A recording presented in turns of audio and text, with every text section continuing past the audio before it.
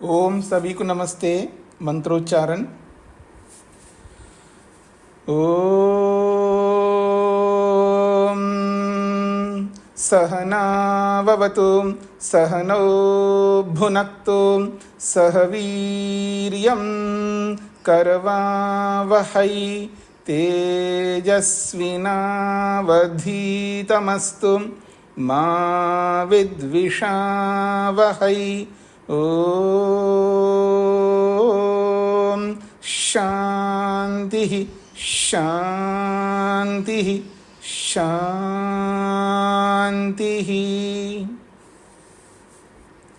सांख्य दर्शन की कक्षा संख्या 49 है। दूसरे अध्याय के 25वें सूत्र तक हमने विचार किया है। प्रसंग चल रहा है सृष्टि के पदार्थों के लक्षण। सत्व रजस तमसाम साम्यवस्था प्रकृति प्रकृतिर्महान, जो पहले अध्याय में सृष्टि की उत्पत्ति जो बताई गई है, और उस सृष्टि में जो पदार्थ उत्पन्न हुए हैं उनके स्वरूपों को यहाँ पर प्रस्तुत किया जा रहा है। अहंकार का क्या, महतत्व का क्या स्वरूप है, अहंकार का क्या स्वरूप है, और अहंकार से उत्पन्न होने वाली इंद्रियां जो है वो एक है या अनेक है, इन सब बातों को लेकर के स्पष्ट किया गया है। आइए आगे बढ़ते हैं। महतत्व और अहंकार को समझने के बाद में 26वें सूत्र में मन को समझाया जा रहा है। तेषु उभयात्मकं च मनः। तेषु उन इंद्रियों में जो मन है वो कैसा है? उभयात्मकं च, वो उभयात्मक है। भाष्य को देखिएगा। उभयात्मकं च मन, मनस्तु उभयात्मकम, मन दोनों स्वरूपों वाला है। कर्मेंद्रिय ज्ञानेन्द्रिय अनुगतम, वो कर्मेंद्रियों के साथ भी जुड़ता है और ज्ञानेंद्रियों के साथ भी जुड़ता है। उभयम उभयम उभयत्र प्रवृत्ति मत, उभयत्र प्रवृत्ति मत, दोनों ओर प्रवृत्त करने वाला है। उभयत्र प्रवृत्ति मत, दोनों ओर प्रवृत्त करने वाला है। उभय प्रवृत्ति निमित्तम स्वगुणेन वर्तमानम च। उभय प्रवृत्ति निमित्तम, जो दोनों प्रकार से प्रवृत्त होने का जो उसका स्वरूप है वो अपने ही स्वगुणेन वर्तमानम च, अपने स्वभाव से ही वर्तमान है, अर्थात उसका स्वयं का स्वभाव है वो दोनों से जुड़ा रहता है। उक्तम यथा, जैसा कि शास्त्र में कहा ही है मनुस्मृतिकार ने, एकादशम मनोज्ञेयम स्वगुणेन उभयात्मकम। एकादशम मन, 11वां मन है, ज्ञेयम ऐसा समझ लेना चाहिए। स्वगुणेन उभयात्मकम, अपने स्वरूप से ही वो दोनों से जुड़ने वाला है। तो यहाँ भाष्यकार ने दोनों से जुड़ने वाला बोला है, कर्मेंद्रिय और ज्ञानेन्द्रिय। कर्मेंद्रिय को अलग, ज्ञानेन्द्रिय को अलग बोला है। यहाँ थोड़ा सा हमें करेक्शन कर लेना चाहिए। कर्मेंद्रिय ज्ञानेन्द्रिय तो बाह्य इंद्रियां हैं, बाह्य इंद्रियों से, इन बाह्य 10 इंद्रियों से जुड़ता है और आंतरिक इंद्रियों से भी जुड़ता है, अर्थात अहंकार और महतत्व से भी जुड़ता है, अंदर भी जुड़ता है और बाहर भी जुड़ता है। ये उभयात्मकम का अर्थ लेना चाहिए।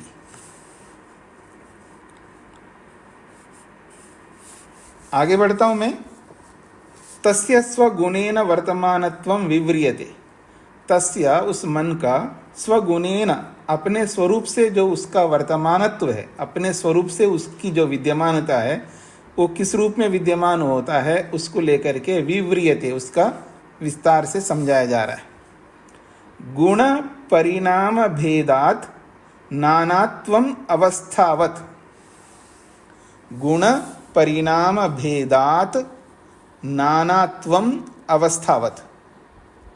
गुण परिणाम भेदात नानात्वम अवस्थावत। सत्व रजस तमसाम गुणानां परिणाम भेदात खलु मनसो नानात्वम भवति। सत्व रजस तमसाम गुणानां, ये जो सत्व रज और तम, ये 3 पदार्थ है, इन तीनों पदार्थों का, ये इन तीनों पदार्थों के अंदर परिणाम भेदात, परिणाम रूपी भेद होने से, परिणाम कहते हैं परिवर्तन, परिवर्तन रूपी भेद के कारण से, अर्थात सत्वर स्तंभ सम स्थिति में नहीं रहते, कभी सत्व उभर के आता है तो कभी रज उभर के आता है, कभी तम उभर करके आता है।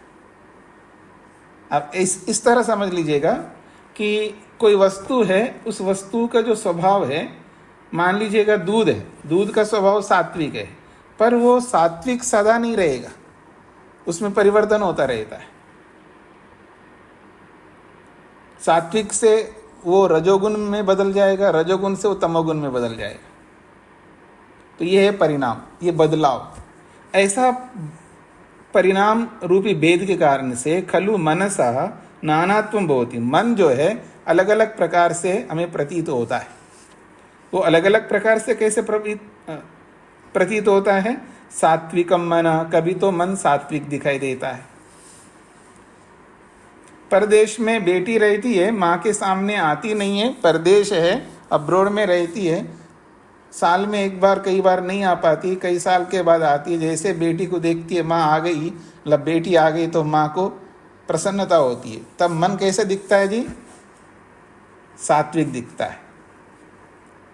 और रोज पति को बोल बोल करके परेशान होती है। जब पति सामने आता है तो पत्नी को जो उसके प्रति जो व्यवहार होता है, उसे पता लगता है उसका मन कैसा रहता है, राजसिक रहता है। ऐसा स्पष्ट हो रहा है जी? अच्छा, मन जो है ना, जब बेटी को देखता है तो मन सात्विक रहता है, पति को देखता है तो राजसिक रहता है। ठीक है जी?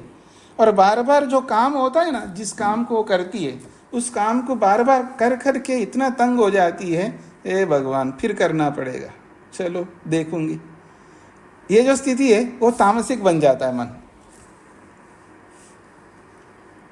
एक ही मन है, लेकिन वो मन बदलता रहता है, परिस्थितियों के अनुसार मन बदलता रहता है। और स्वयं नहीं बदलता है, परिस्थितियों के अनुसार हम उस मन को वैसा बदलते हैं, हमें पता नहीं लगता है। तो कहते हैं कभी सात्विकम मन, कभी राजसम मन, कभी राजसिक मन हो जाता है, तामसम मन, कभी तामसिक मन हो जाता है। उक्तम च पूर्वमपि, पहले हम कह चुके हैं इसी अध्याय के 18वें सूत्र में, सात्विकम एकादशकम प्रवर्तते वैकृतात् अहंकारात्। ये पीछे सूत्र पढ़ के आए ना आप। तच्च मनसो नानात्वं भवति, उस मन का नाना स्वरूप होता है। यथा, जैसे कि उदाहरण दे रहे हैं सूत्र में, अवस्थावत उदाहरण दिया, अवस्थाओं के समान। तो यथा देहस्य, शरीर की जो अवस्था है ना, कभी बाल्य अवस्था होती है, यौवन, कभी यौवन अवस्था होती है, कभी जरारूपम, कभी बुढ़ापा। तो ये जो अवस्था त्रयम, इस शरीर की जो 3 प्रकार की अवस्थाएं होती है, बाल्य अवस्था, यौवन अवस्था और वृद्ध अवस्था, ये तीनों अवस्थाएं शरीर में होती है। शरीर वही है लेकिन अवस्थाएं बदल रही है, मन वही है लेकिन उसकी अवस्थाएं बदल रही है। यहाँ तक पूरा हो गया जी। अब विज्ञान भिक्षु भाष्ये सूत्रमिदम अन्यथा अर्थापितम। विज्ञान भिक्षु के भाष्य में इस सूत्र का अर्थ कुछ और ही अर्थ किया है उन्होंने। मनोविषयकाष्टादशतमात् सूत्रात् विरुद्धम च, और जो मन विषयक जो 18वां सूत्र है उससे विरुद्ध भी किया है। एक तो सूत्र का जो अर्थ होना चाहिए वो अर्थ ना करके कुछ दूसरा अर्थ किया है, और जो 18वां सूत्र है उस 18वें सूत्र से विरुद्ध भी अर्थ किया है, 2 गलत अर्थ किया है, ऐसा कहना चाह रहे हैं। यतः, क्योंकि तत्र मनसि गुणत्रयस्य स्वीकार कृतः, तत्र वहाँ पर 18वें सूत्र में या इस 27वें सूत्र में, दोनों जगहों पर मन को या मन में तीनों गुणों को स्वीकार किया है, सत्व रज तम। तेनापि, इससे भी पता लगता है कि उन्होंने गलत अर्थ किया है। तेषामेव गुणानां परिणामात् अत्रापि मनसा त्रैविध्यम अनुसंधेयम। तेषामेव गुणानां, उन्हीं गुणों का, यहाँ पर वर्णन है। जो 18वें सूत्र में जिन गुणों को लेकर के वर्णन किया है, उन्हीं गुणों को लेकर के यहाँ भी तो वर्णन कर रहे हैं। गुण का मतलब है पदार्थ, सत्वरस्तम। तो उन्हीं सत्वरस्तम रूपी जो गुण हैं, उनमें परिणाम बदलने के कारण से वहाँ जैसा बताया, अत्रापि यहाँ पर भी मनसा त्रैविध्यम अनुसंधेयम, यहाँ पर भी मन 3 प्रकार से व्यवहार में आता है, ऐसा अनुसंधेयम, ऐसा समझ लेना चाहिए। क्यों ऐसा समझना चाहिए? मन सृष्टि प्रकरणाद एव अत्र तत्कथनम, क्योंकि मन की जो सृष्टि है, मन की जो उत्पत्ति है, इस उत्पत्ति रूपी कारण से ही यहाँ पर ऐसा समझना चाहिए। प्रकरण यही है ना, मन की उत्पत्ति हुई है तो कैसी उत्पत्ति हुई है, मन किस तरह बदलता है, ये तो बताना चाह रहे हैं। मन की सृष्टि को लेकर के तो बताया जा रहा है यहाँ पर, ये इसका तात्पर्य है। हाँ जी, आगे बढ़ूं। अगली बात, मनसो धर्म वर्णन अनंतरम इंद्रियाणाम धर्म प्रदर्श्यन्ते।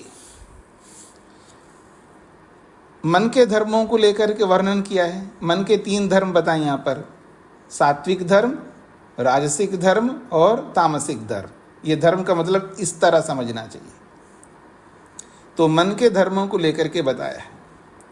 तो ये जो 27वें सूत्र में गुणों में बदलाव होने के कारण से, यानी गुण सत्वरस्तम एक स्वरूप में नहीं रहते, ऊपर नीचे होते रहते।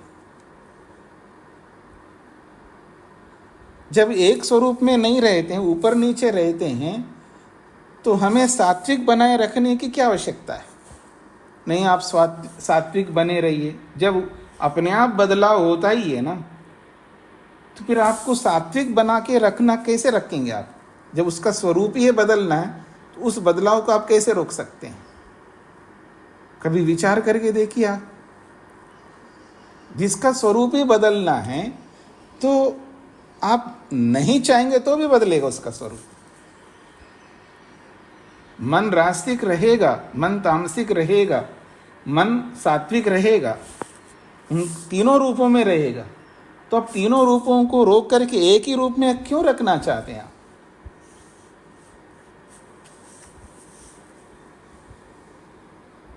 सोचिए आप। बोल रहे देखो, ये आप सात्विक रहिए, आप तामसिक मत बनिए। क्यों आप रास्तिक क्यों हो रहे हो? रास्तिक मत बनिए, सात्विक बने रखिए। ऐसे बोलते हैं ना आप लोग, अपने आप को भी बोलते होंगे, दूसरों को भी बोलते होंगे। तो बदलना उसका स्वरूप है, क्यों उसको रोकना चाहते हैं आप?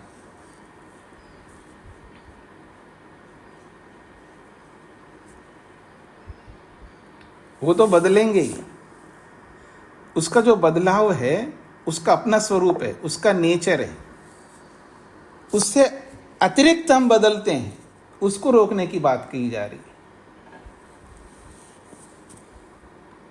अगर मैं कहूं अभी इमरजेंसी आ गई, मधु जी चलो जल्दी चलो, आपको जाना है, केरला जाना है, वहां कुछ समस्या आ गई, पाठ को रोकना होगा, आराम से उठेंगी, ऐसे तो नहीं चलेगा ना। तुरंत निकलना है तो वहां पर शीघ्रता करनी होगी मधु जी को, और वो शीघ्रता बिना रजोगुण के नहीं हो सकता।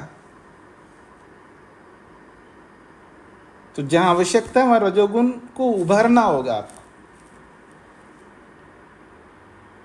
रात होते ही तमोगुण अपने आप आएगा, नहीं आता है तो आपको लाना होगा। ऐसा तो नहीं होता नहीं आता, आता तो है, लेकिन उसको हम उसके विरुद्ध, उसके अगेंस्ट हम लोग व्यवहार करते, इसलिए ऐसी बात होती है। जिसको नींद नहीं आती है ना, क्यों नहीं आती उसको नींद? नींद ना आने का कारण स्वयं है वो। ये अलग बात है, रोगी नींद ना आना भी एक बहुत बड़ा रोग है, पर उस रोग को लाने वाला भी तो वही है। तो प्रातःकाल उठते ही सात्विकता रहती है, मन सात्विक रहेगा प्रातःकाल, पर उस सात्विक को दबा करके हम रजोगुणी भी बन सकते हैं, और उस सात्विकता को दबा करके हम तमोगुणी भी बना सकते हैं अपने मन को। तभी तक तो सूर्योदय होने के बाद भी सोता रहता आदमी। ब्रह्म मुहूर्त में सात्विकता रहती है या तामसिकता रहती है। आप क्या उत्तर देंगे इसका? यही तो उत्तर देंगे ना, ब्रह्म मुहूर्त में सात्विकता रहती है। लेकिन ब्रह्म मुहूर्त में तो निद्रा स्टार्ट करते हैं लोग, आजकल के लोग, आजकल के बच्चे लोग होते हैं, ब्रह्म मुहूर्त में ही तो निद्रा स्टार्ट करते वो लोग, 3-4 बजे सोना प्रारंभ करते हैं। हमारा जब उठने का समय आता है तो उनका सोने का समय आता है। तो वस्तु अपने स्वरूप में तो आती है, पर उसको हम एक सीमा तक रोकते हैं, और जब हम अपने आप को बदलना चाहते हैं तो वो जो सात्विकता आई हुई होती है उसको हम रोक नहीं पाते हैं, और वो सात्विकता आई जाएगी। कभी तो आएगी ना सात्विकता, किसी के लिए तो सात्विकता जग जाएगी। तो उसमें बदलाव तो होता है। अब उस बदलाव को हम किस तरह बना के रखते हैं, ये हमारे ऊपर है। एक तो स्वतः परिवर्तन और एक चाह करके परिवर्तन। तो सात्विक बनाने का अभिप्राय है, जैसे तामसिक अवस्था आ गई, स्वाभाविक रूप से रात होते ही तामसिकता आ जाती है, तो तामसिकता आते ही सो जाते हैं कि हम लोग। जैसे अभी सायंकाल हो रहा है ना, तामसिकता प्रारंभ हो रही है अपने आप, तो हम सो नहीं रहे ना, अब तो पढ़ रहे हैं हम लोग तो, और 10 बजे तक 11 बजे तक हम जागते रहते हैं। तामसिकता है, लेकिन उस तामसिकता में थोड़ा सा हम लोग रजोगुण को, सत्वगुण को उभार के रखते हैं, क्योंकि ऐसा व्यवहार करते हैं ताकि वो रजोगुण थोड़ा, सत्वगुण थोड़ा उभरा हुआ रहता है। जब हम अपने सारे कामों को पूरा करके जब बेड पर जाते हैं, बिस्तर पर जाते हैं, तो वो जो तामसिकता आई हुई है उसका उपयोग कर रहे होते हैं। जैसे जैसे प्रातःकाल समाप्त होना होता है, मध्याह्न आने लगता है, तो रजोगुण बढ़ने लगता है। पर उस रजोगुण में भी हम बीच बीच में सात्विकता को उभार करके सम रहने का प्रयत्न करते हैं हम लोग। तो योगी क्या करता है, सात्विकता जब उभरा हुआ रहे, सात्विकता उभरी हुई रहती है, तब सात्विकता में तो रहेगा, लेकिन रजोगुण जो उभरा हुआ रहता है, उस रजोगुण में भी सत्वगुण को थोड़ा उभार करके, रजोगुण और सत्वगुण को साथ में लेकर के वो सात्विक दिखाई देता है। और तमोगुण उभरा हुआ रहता है, उस तमोगुण में भी वो सात्विक गुण, सत्वगुण को थोड़ा सा उभार करके वो ना सो करके अपने आप को सम रखता है। वस्तु का अपना स्वरूप तो रहता है, उस स्वरूप को नियंत्रण करना, उसको सम रखना, सम अवस्था में रखना, ये हमारे हाथ में। इन सब बातों को समझना होता है, जानना होता है, पढ़ना होता है, उसके लिए प्रयास करना होता है, प्रैक्टिस करना होता है, तब जाकर के धीरे धीरे हमारा मन जो है हमारे नियंत्रण में आने लगता है। और मन को नियंत्रण में लाना ही हमारा उद्यम पुरुषार्थ होना चाहिए, ताकि हम अपने लक्ष्य तक पहुंच सकें। तो आइए आगे बढ़ते हैं। मन के धर्मों को बता करके अब इंद्रियों के धर्मों को दिखा रहे हैं 28वें सूत्र में। रूपादि रस मलांत उभयो। उभयो 2 प्रकार की इंद्रियां, इसलिए उभयो बोला है। रूपादि रस मलांत उभयो।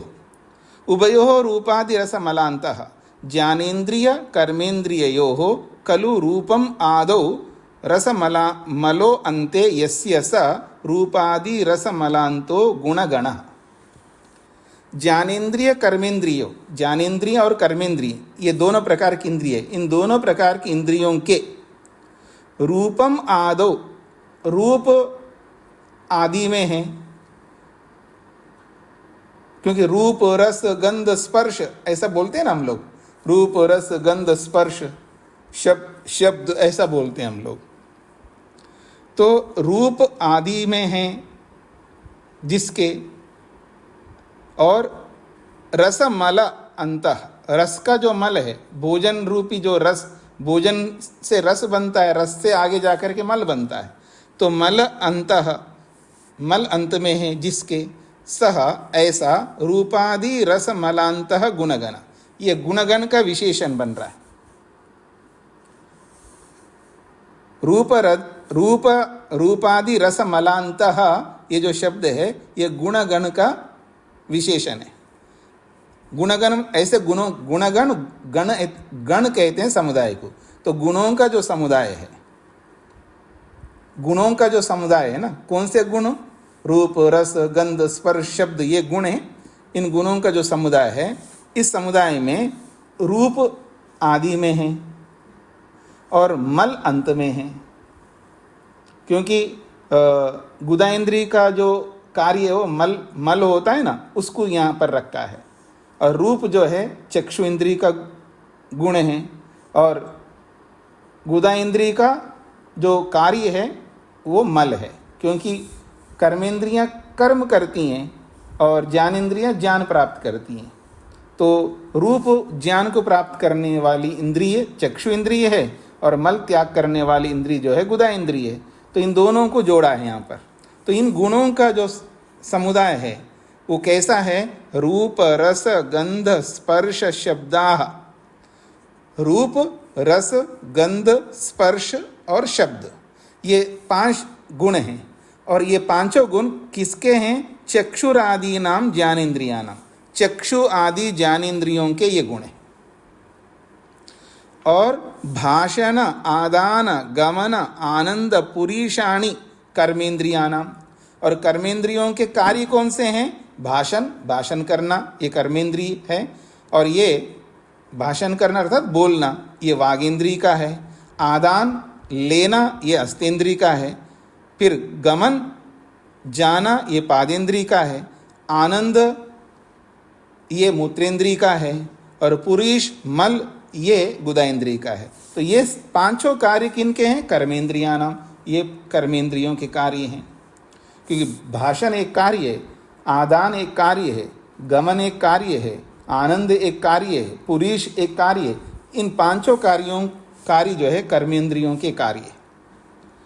रसमलो अत्र भोजन रसमलः, ये जो रसमल शब्द आया है सूत्र में, तो कहते हैं रसमलः अत्र, ये जो रसमल शब्द जो आया है सूत्र में, भोजन रसस्य मल, ये भोजन के रस का मल है। और वो मल क्या है? पुरीशम इत्यर्थ। उस मल को पुरीश कहते हैं संस्कृत में। मल भी कहते हैं और दूसरा शब्द पुरीश भी कहते हैं।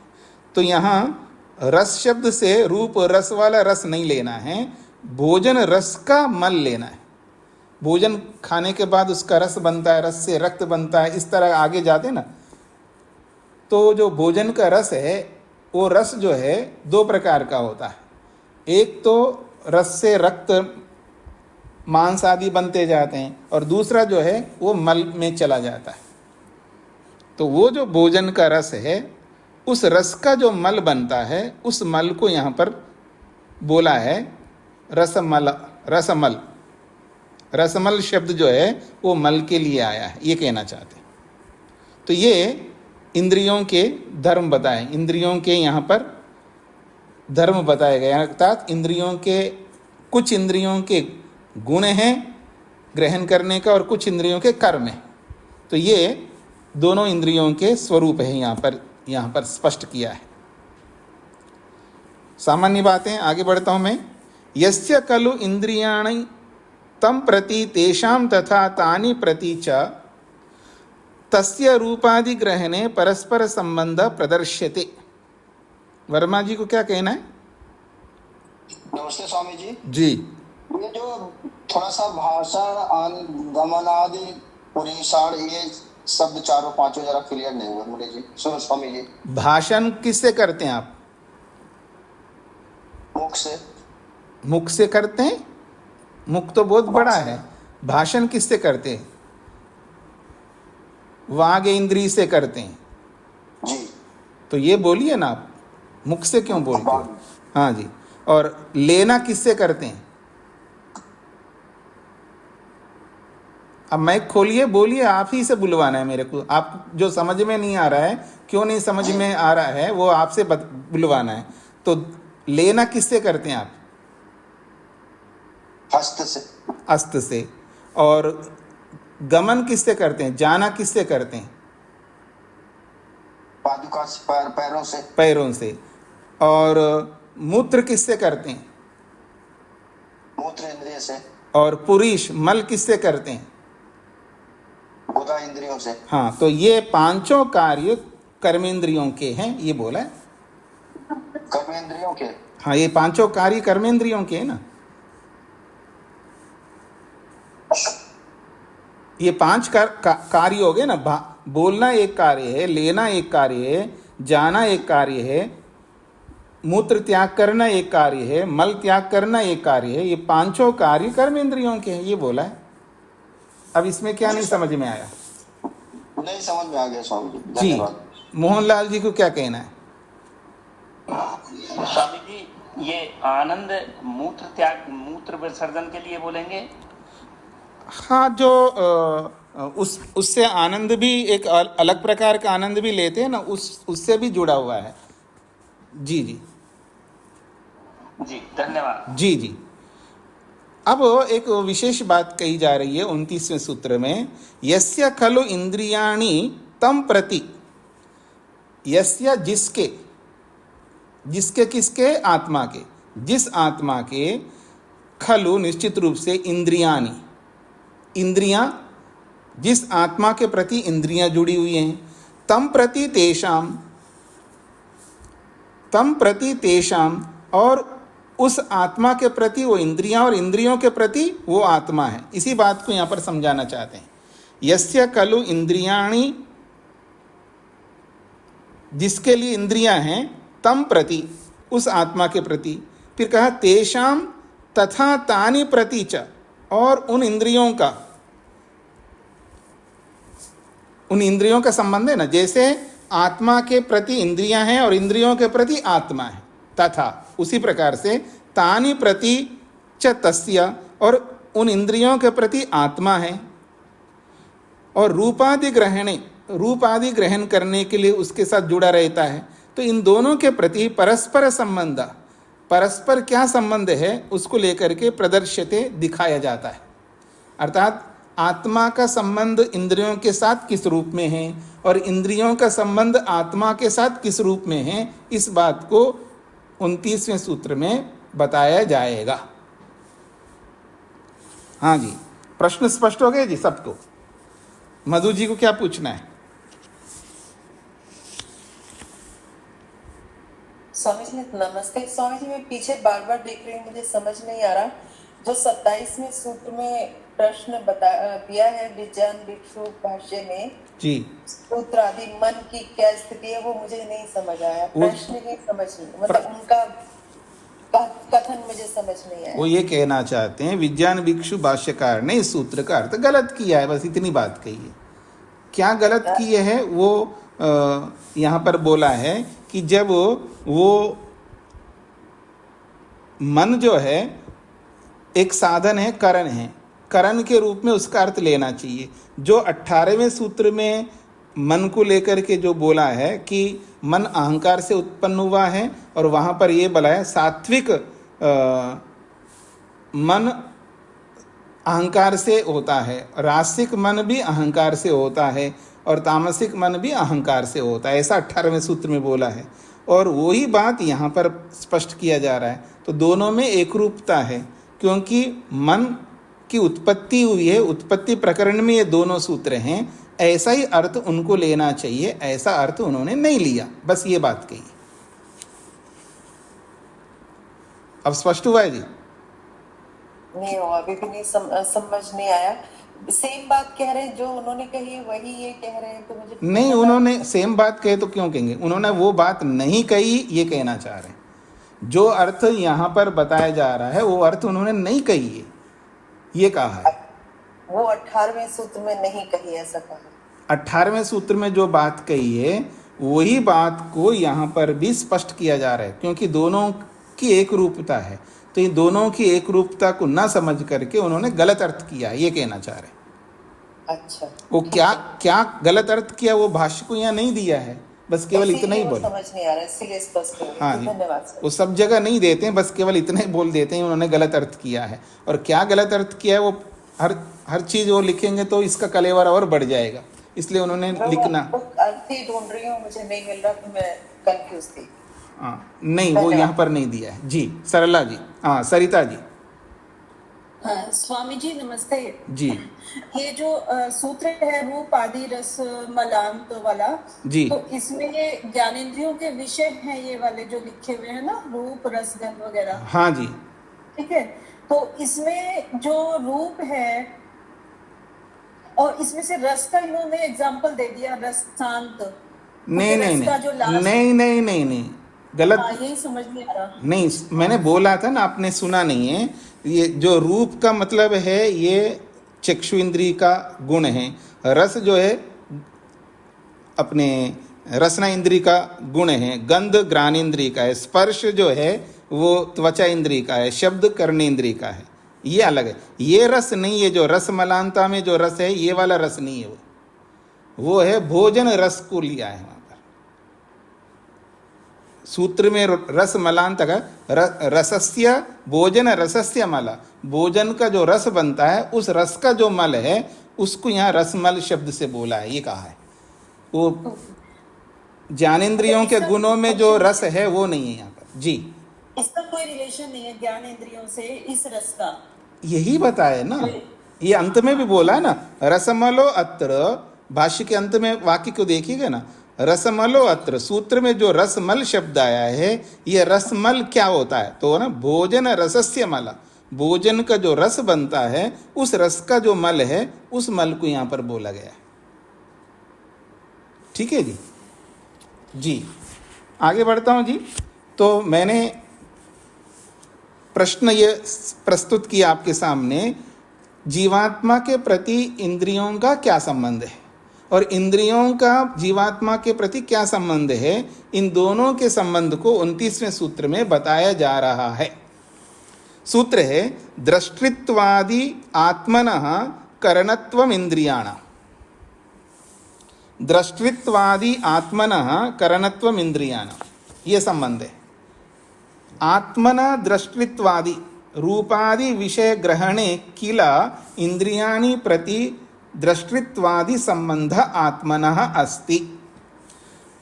रूपादि विषय ग्रहणे, रूप को ग्रहण करना, रस को ग्रहण करना, ऐसे पांचों विषयों को ग्रहण करने में किला निश्चित रूप से इंद्रियाणि प्रति, इंद्रियों के प्रति आत्मना, आत्मा का दृष्टित्वादि संबंध अस्ति, आत्मा का दृष्टत्वादि संबंध है।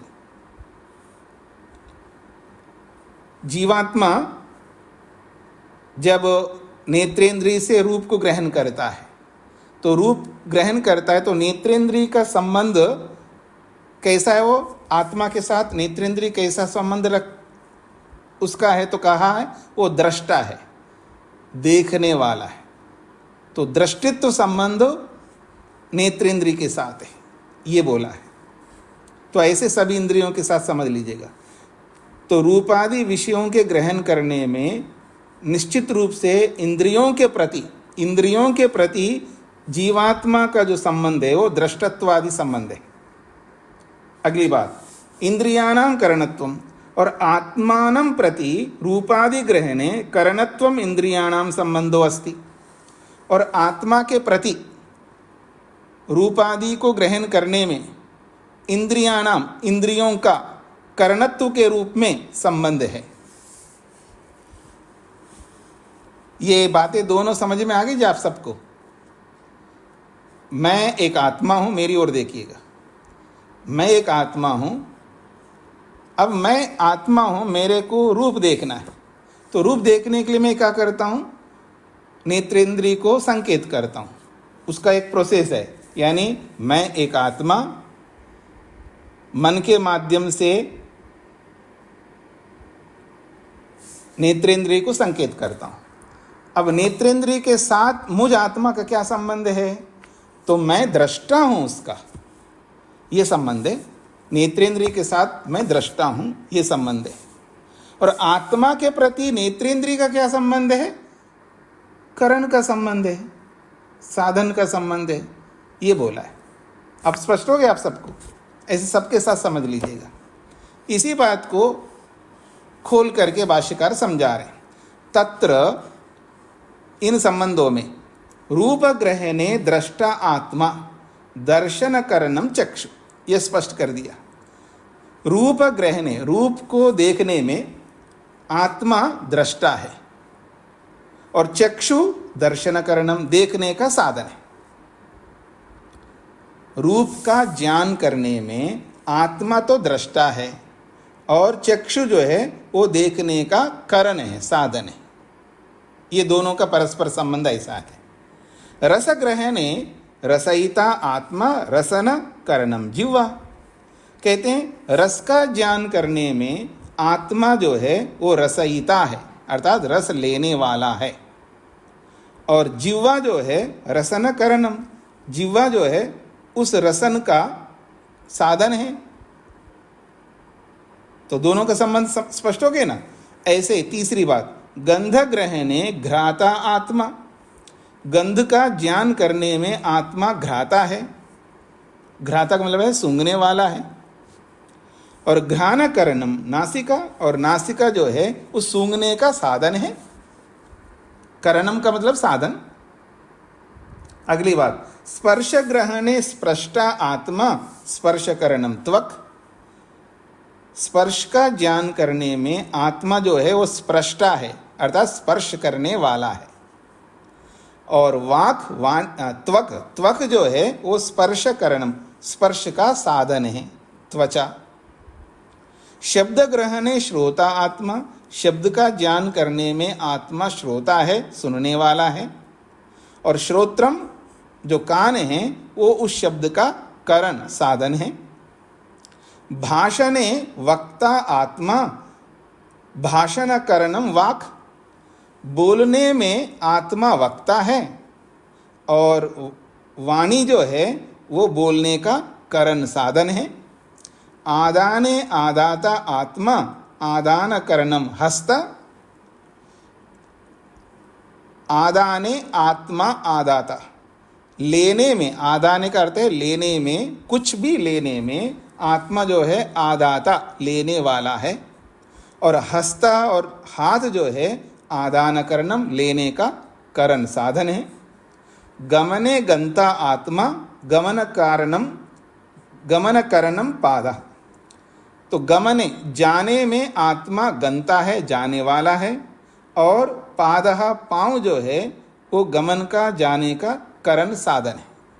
इत्यादि योजनीयम, ऐसा ही सबके साथ जोड़ लेना चाहिए, सभी इंद्रियों के साथ इसी तरह जोड़ लेना चाहिए कि आत्मा का संबंध इंद्रियों के साथ कैसा है, दृष्टा, श्रोता, मनता, इस तरह का। और इंद्रियों के क्या संबंध है आत्मा के साथ, करणत्व का साथ, साधन के रूप में संबंध है। ये बातें कही, स्पष्ट हो गए जी सभी को। आगे बढ़ो, आगे कह रहे हैं अपरम च करण प्रकरण, इस करण रूपी प्रकरण में, साधन रूपी प्रकरण में अपरम च एक और बात कहना चाहते हैं। तीसवें सूत्र में क्या कहना चाहते हैं, त्रयाणाम स्वलक्षण्यम, त्रयाणाम स्वलक्षण्यम करणत्वम अनुवर्तते। ये जो 21वें सूत्र में करणत्व शब्द है उसको यहाँ पर इस सूत्र में ला करके जोड़ा जा रहा है, उसकी अनुवृत्ति आ रही है।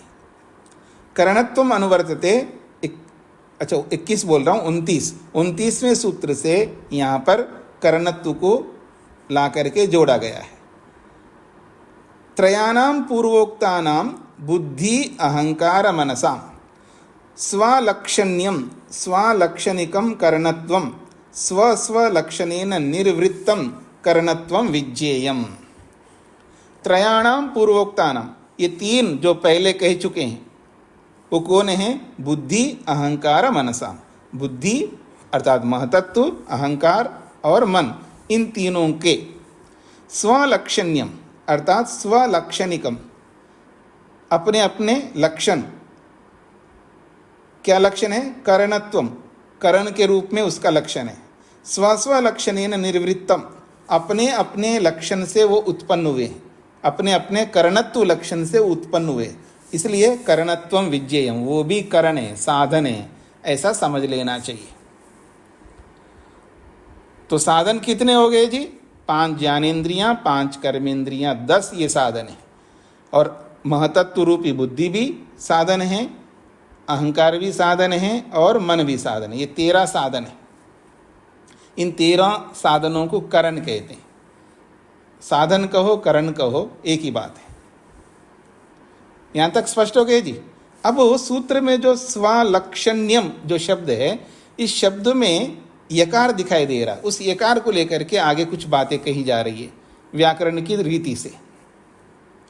स्वालक्षण्यम में नियम में यकार है ना, उस यकार को लेकर के एक बात कही जा रही है। व्याकरण समझने वाले समझ सकते हैं आसानी से, और जितना समझ में आता है समझ लीजिएगा, नहीं आता है तो छोड़ दीजिएगा, वो आपके लिए कोई जरूरी नहीं है। सूत्र का तात्पर्य आ गया है। तो ये कह रहे हैं निर्वृत्तार्थ तद्दितः शै प्रत्ययः आर्षः। अभी इस बात को समझाने के लिए मेरे को व्याकरण में जाना होगा। ये जो स्वालक्षण्यम में जो यकार दिखाई दे रहा है ना, ये यकार शै प्रत्यय है। स्वालक्षण्यम में एक प्रत्यय जुड़ा है, उसको शै प्रत्यय कहते हैं व्याकरण में। अब प्रत्यय क्या होता है ये भी समझाना पड़ेगा, ठीक है ना। तो कोई शब्द है व्याकरण की रीति में, कोई भी शब्द है, जैसे रामः शब्द है तो रमु क्रीड़ायाम एक धातु है, उसमें एक प्रत्यय जुड़ता है। ऐसे प्रत्यय जैसे यहां पर बोला जा रहा है। तो स्वालक्षण्यम में भी एक ऐसा प्रत्यय जुड़ा है जिससे ये स्वालक्षण्यम शब्द बना है। और प्रत्यय अलग अलग प्रकार के होते हैं। मुख्य रूप से 2 प्रकार के प्रत्यय मान लीजिएगा। व्याकरण में 8 अध्याय होते हैं। 8 अध्यायों में एक तीसरा अध्याय है, उसमें जो प्रत्यय होते हैं उनको कृत प्रत्यय कहते हैं। उनका नाम दिया, उन सब प्रत्ययों को कृत कहते हैं। अष्टाध्यायी में 8 अध्याय होते हैं।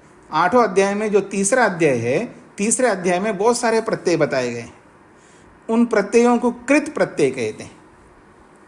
उन प्रत्ययों का नाम दिया है कृत प्रत्यय। और जो चौथा अध्याय है, चौथा और 5वां, इन 2 अध्यायों में जो जो प्रत्यय आते हैं उनको तद्धित प्रत्यय बोला है। उन प्रत्ययों का नाम दिया है तद्धित। अब मेरी ओर देखिएगा, कोई भी दुनिया की वस्तु हो, कोई भी वस्तु हो, उस वस्तु का कोई नाम देना पड़ता है। नाम नहीं दोगे तो उसका व्यवहार नहीं कर सकते आप।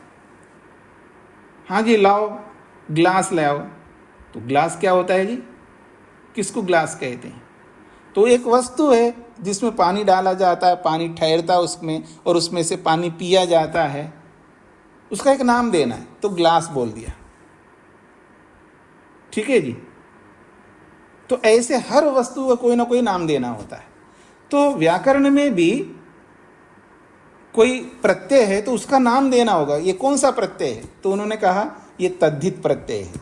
और ये तद्धित प्रत्यय जो है ना, व्याकरण अष्टाध्यायी के चौथे पाद बोला, चौथा अध्याय और 5वां अध्याय जो होते हैं उसमें जो जो प्रत्यय आए हैं उन सबको तद्धित प्रत्यय कहते हैं। उसी को यहाँ पर संकेत किया है। स्वालक्षण्यम में निवृत्तार्थ तद्धितः शै प्रत्यय, निर्वृत्तार्थ उत्पन्न अर्थ को कहने के लिए यहाँ पर तद्धित प्रत्यय जोड़ा गया है। और ये तद्धित प्रत्यय आर्ष प्रत्यय कहलाता है। अब ये आर्ष प्रत्यय का मतलब क्या होता है ये भी मेरे को आपको बताना होगा, क्योंकि आपको पता नहीं, समझ में आएगा नहीं है। कुछ प्रत्यय जो होते हैं जो साक्षात सूत्रों में बोले जाते हैं, जो व्याकरण के अष्टाध्यायी के जो सूत्र हैं उन सूत्रों में वो साक्षात उन प्रत्ययों को पढ़ा है, और वो प्रत्यय किस किस अर्थ को कहने के लिए आते हैं वो सारे सूत्र बताते हैं। और वो साक्षात सूत्र में जो प्रत्यय नहीं पढ़ा है, किस अर्थ में वो प्रत्यय तो पढ़ा है वहाँ पर, लेकिन किस किस अर्थ में वो प्रत्यय आता है वो अर्थों को सारे सूत्रों में नहीं बताया गया। तो जो अर्थ सूत्र में नहीं बताया गया है उस अर्थ को अगर कोई ऋषि बोलता है कि ये इस अर्थ में आया, तो उसको हमें आंख मीच करके स्वीकार करना पड़ता है। और उस प्रत्यय को आर्ष प्रत्यय कहते हैं। मान लीजिए मैं कोई प्रत्यय आपको बोल दूंगा कि इस शब्द में ये प्रत्यय है, तो व्याकरण जानने वाला मेरे से कहेंगे किस सूत्र के आधार पर ये प्रत्यय बोला है, तो मेरे को सूत्र बताना पड़ेगा, इस सूत्र में इस अर्थ में बोला है। अगर वो सूत्र में है वो, तो मेरी बात को मानेगा। लेकिन पूरे सूत्रों को ढूंढ ले, आपने जो प्रत्यय बताया वो इस अर्थ में उन सूत्रों में नहीं है, तो हम कैसे मानेंगे? वो मानेगा ही नहीं, क्योंकि व्याकरण में कहीं दिखाई नहीं दे रहा उसको। मैं बोलूंगा तो नहीं मानेगा, लेकिन ऋषि बोलेगा तो मानेगा, क्योंकि ऋषि प्रामाणिक होता है, मैं प्रामाणिक नहीं हूं। हर विषय में मैं प्रामाणिक नहीं हूं, मैं किसी किसी विषय में प्रामाणिक हो सकता, लेकिन ऋषि जो भी बोलता है सब में प्रमाण होता है, क्योंकि वो ऋषि है। तो यहाँ ऋषि ने बोला है, इसलिए इसको आर्ष प्रत्यय कहते हैं। भले वो सूत्रों में उन अर्थों में वो प्रत्यय नहीं है, फिर ऋषि बोलता है, इसका मतलब है उसी को आर्ष प्रत्यय कहते हैं। ठीक है जी, नहीं आया समझ में छोड़ देना, अगर आ गए तो कोई बात नहीं। आगे बढ़ो जी। मैं अब आगे कह रहे हैं यद्वा, इसी प्रत्यय को लेकर के आगे बताया जा रहा है। यद्वा अथवा ऐसा समझ लीजिएगा, स्वलक्षण्यम स्वस्वलक्षणम करणत्वेन अस्ति। ये जो स्वलक्षण्यम जो शब्द है, इसका अर्थ है स्वस्वलक्षणम, अपने अपने लक्षण को लेकर के ये करणत्वेन अस्ति, ये करणत्व के रूप में है।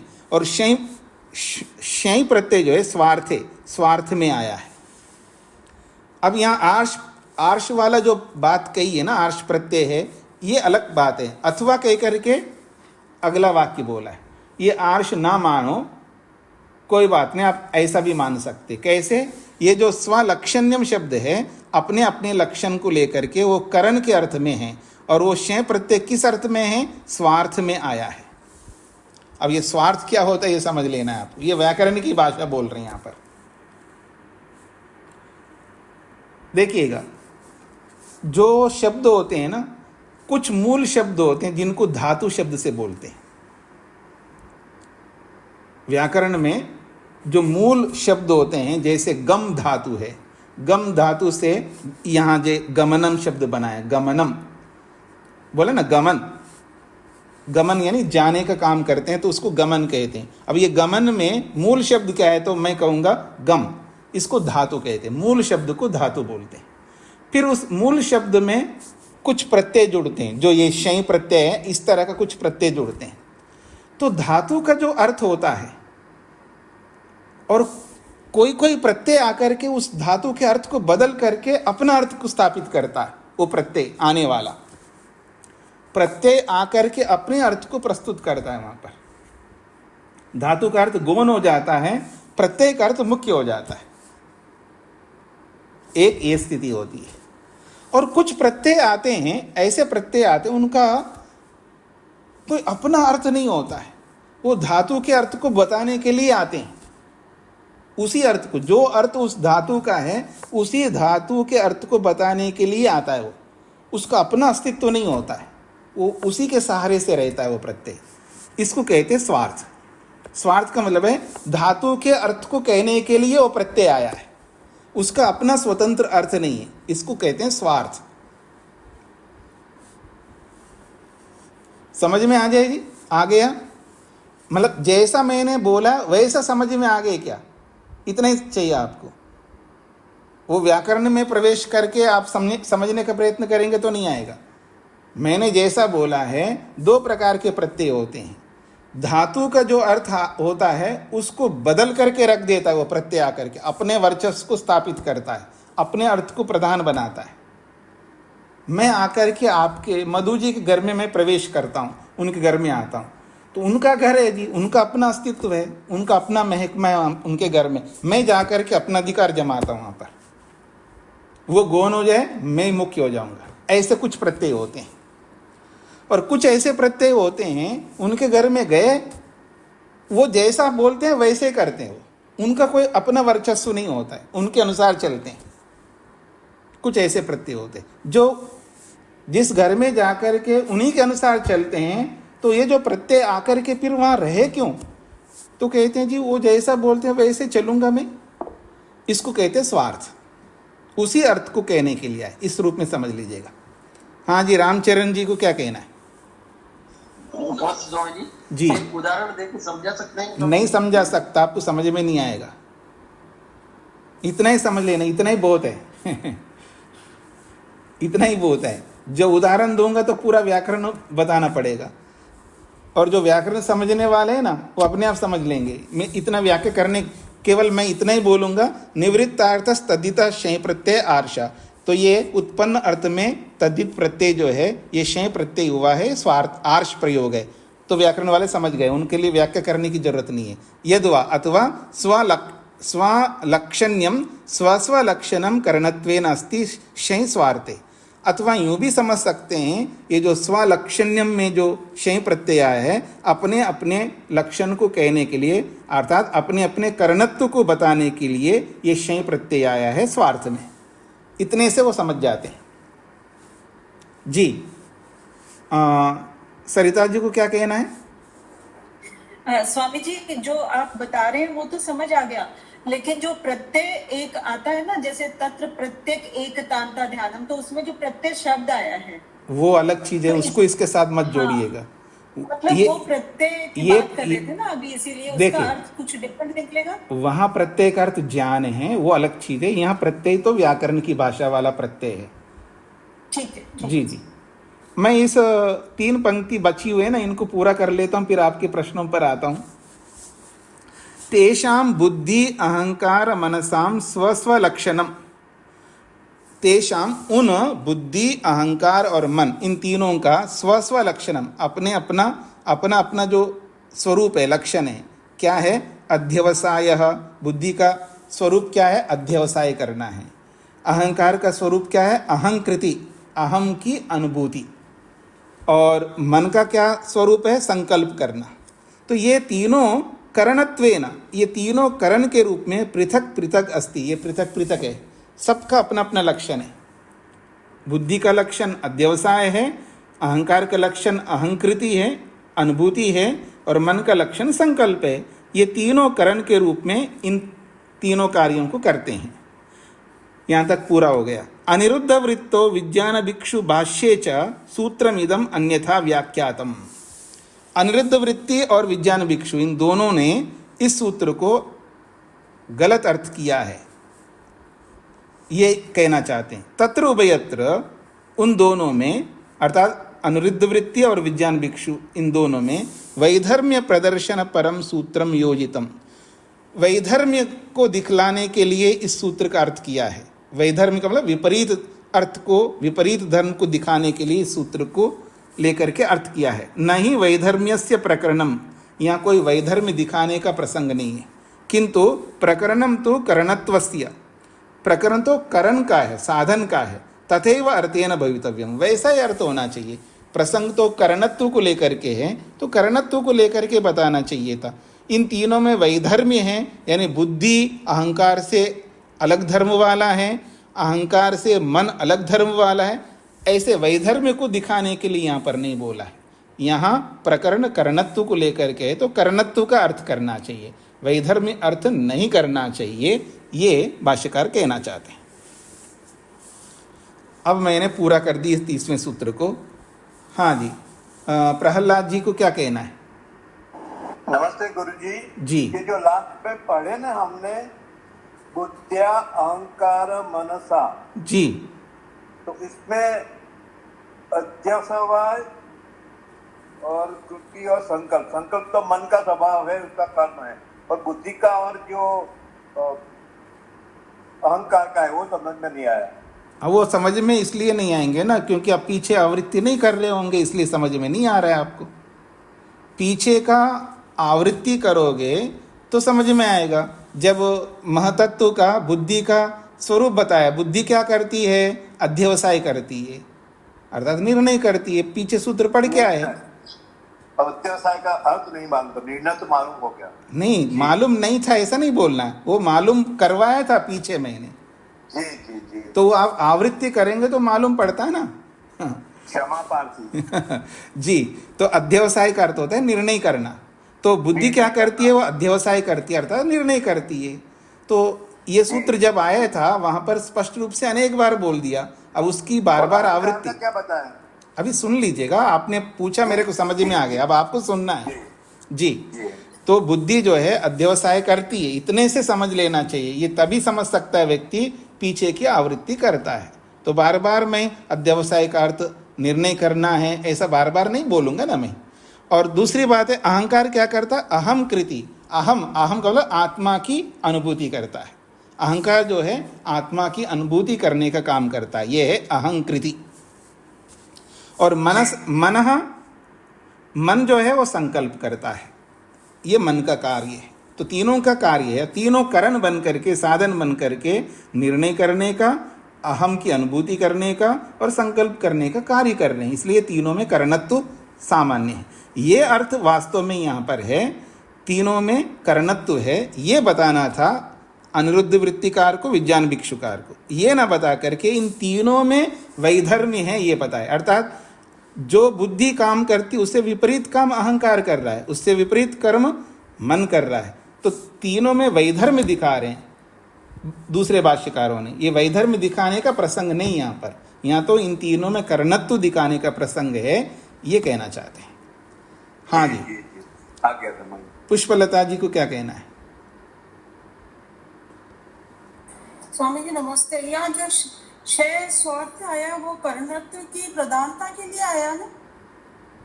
नहीं, दोनों में कर्णत्व ही है, बस केवल प्रत्ययों का जो अर्थ है, मतलब आर्ष बोल करके जो बोला है वो दूसरे ढंग से बोला है, और स्वार्थ कह करके बोला वो दूसरे ढंग से बोला है।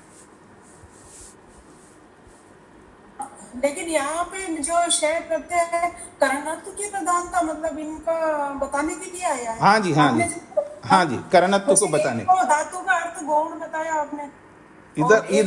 इधर उधर नहीं जाइए, वो आपको नहीं समझ में आएगा, बस इतना ही समझ लीजिएगा। क्षय प्रत्यय कर्ण अर्थ को बताने के लिए आए, ऐसे समझ लीजिएगा। जी जी, हाँ जी, निर्मला जी को क्या कहना है? नमस्ते स्वामी जी। जी, मैं कह रही थी आश्रय प्रत्यय ये कौन सा मूर्धन्य से होगा? तो क्या कौन सा आपको शायद दिख रहा है इसमें? नहीं, मूर्धन्य से होना चाहिए। जब वही समझ लीजिए, जो दिख रहा है वही। संस्कृत में ऐसे होता है ना, जैसा दिखता है वैसे ही करना, वैसा समझना होता है। ठीक है। हाँ, मूर्धन्य शकार ही आधा शकार है। जी जी, धन्यवाद। सरिता जी को क्या कहना है? स्वामी जी, ये जो हम सांख्य के सूत्र पढ़ रहे हैं जी। और एक सांख्य कारिका है, तो कारिका क्या होता है, सूत्र क्या होता है? थोड़े दोनों में डिफरेंस आप मैं पूछ सकती हूँ? कारिका श्लोक होती हैं और सूत्र होते हैं। वो श्लोक है, ये सूत्र है। श्लोक में आते हैं। हाँ, वो श्लोक में है, और वो ऋषि का नहीं, वो दूसरे का है। जी हाँ जी, हाँ जी, ठीक है जी।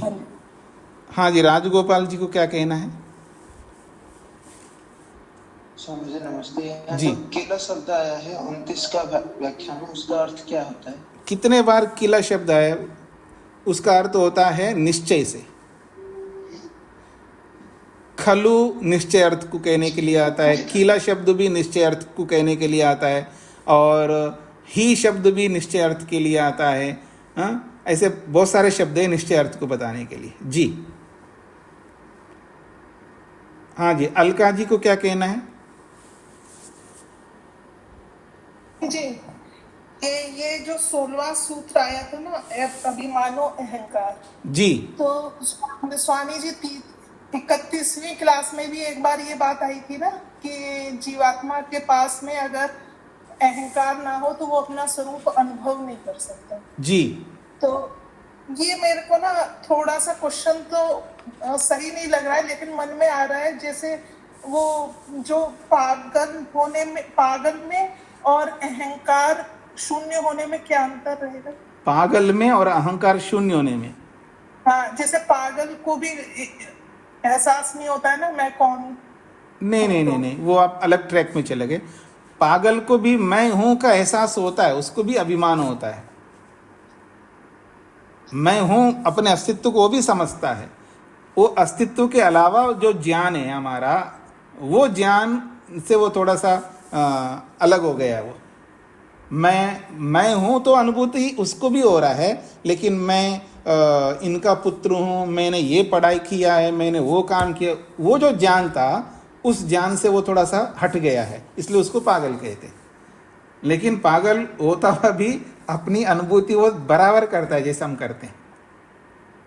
जी, अनुभूति शून्य होना ये समझ में नहीं आ रहा कि जीवात्मा जब अपना अनुभव नहीं करेगी तो कैसे अपनी कौन सी अनुभूति शून्य से, किस अनुभूति से शून्य आप ला रहे हैं यहाँ पर? जी जी ये कहते हैं ना, ये बताया था आपने कि जीवात्मा जो होती है अगर उसके पास अहंकार नहीं होगा तो वो अपने को जान नहीं पाएगी। हाँ, ये तो अभी भी कहता हूँ, अगर अहंकार रूपी इंस्ट्रूमेंट साधन नहीं होगा तो अपने अनुभव को भी नहीं कर पाएगा। वो कैसे करेगा? अनुभव करने का साधन ही नहीं है, इतना सामर्थ्य नहीं है आत्मा के पास, वो बिना इंस्ट्रूमेंट के, बिना किसी के सहयोग से स्वयं का अनुभव कर सके। इसलिए तो उसको अहंकार बना के दिया, ताकि इसके पास सामर्थ्य कम है, ये एक ऐसा इंस्ट्रूमेंट इनको दे देते हैं, उस इंस्ट्रूमेंट से वो अपना अनुभव कर सके। जी ठीक है क्या? ठीक हो गया जी? जी श्वेता जी। नमस्ते स्वामी जी। जी स्वामी जी, आत्मा दृष्टा है और जो जो उसके कारण है, अगर आत्मा की इच्छा से अगर देखना चाहता है तो उसके कारणों के साथ वो देखता है। तो फिर ये क्यों कहा गया कि आत्मा में सुख नहीं आता, दुख नहीं आता? क्योंकि उसकी इच्छा से तो सब कुछ होता है, तो सुख का भी तो एक्सपीरियंस होता है ना। देखिए, सुखी होना और सुख का होना अलग अलग बात है। ठीक है जी। जैसे मेरे सामने मधु जी बैठी हैं, मैं उनको देख रहा हूँ नेत्रेंद्रिय से, ठीक है, तो वो अपनी जगह पर बैठी है, मैं अपनी जगह पर बैठा हूँ, केवल मैं दृष्टा बन करके देख रहा हूँ, इतनी सी बात है। उनका रूप मुझे आत्मा में थोड़ा प्रवेश कर रहा है। ठीक इसी प्रकार से कोई वस्तु मेरे को अनुकूल लग रही है, अब मान लीजिएगा अब मधु जी जो है ऐसा हाथ रख करके बैठी हैं, तो मेरे को अनुकूल नहीं लग रहा है। विद्यार्थी होता है सीधे होकर के बैठ करके एकाग्रता से सुन रहे, जब अनुकूल नहीं लग रहा है तो मेरे को अच्छा नहीं लग रहा है, तो उस अनुकूल ना होना ही दुख है मेरे लिए। वो अपनी जगह जैसी बैठी हैं, पर मेरे को अनुकूल नहीं लग रही है, यही तो दुख है, और अनुकूल लग रहे तो यही सुख है। तो वस्तु अपनी जगह पर है, मैं केवल ये ठीक है मान करके ही मैं चल रहा हूँ। मेरे को जो अनुकूल लग रहा है केवल अनुकूल ही तो लग रहा है, उनसे कुछ आया नहीं मेरी आत्मा में, फिर भी मैं अनुकूलता से अपने आप को ठीक रख रहा हूँ, यही सुख है। और प्रतिकूल लग रहा है इसलिए मैं अपने आप को ठीक नहीं रख रहा हूँ, यही दुख है। न दुख मेरे में आया न सुख मेरे में आया, वस्तु अपनी जगह पर है। जी श्वेता जी। मतलब एक्सपीरियंस तो हो रहा है ना स्वामी जी कि हाँ मुझे अनुकूल नहीं लग रहा है, प्रतिकूल। हाँ, तो ये अनुभूति करना, देखिए समझ में आना अलग चीज है, अनुभव अलग चीज है, सुख अलग चीज है ना। अनुभूति तो सभी की होती है, सुख की भी अनुभूति होती है, दुख की भी अनुभूति होती है, रूप की भी अनुभूति होती है, सारी अनुभूतियां हैं, पर अनुभूतियां अलग अलग है। और अनुभूति का अर्थ है चेतना, ये याद रखिए, मैंने पहले भी बोला, अनुभूति इट मीन्स चेतना। चेतना का स्वरूप क्या है? कोई पूछे चेतना का मतलब बताइए, तो आप बता अनुभूति, एहसास। एहसास करना ही तो चेतना है। जी ठीक है स्वामी, धन्यवाद। ओम शांति शांति शांति।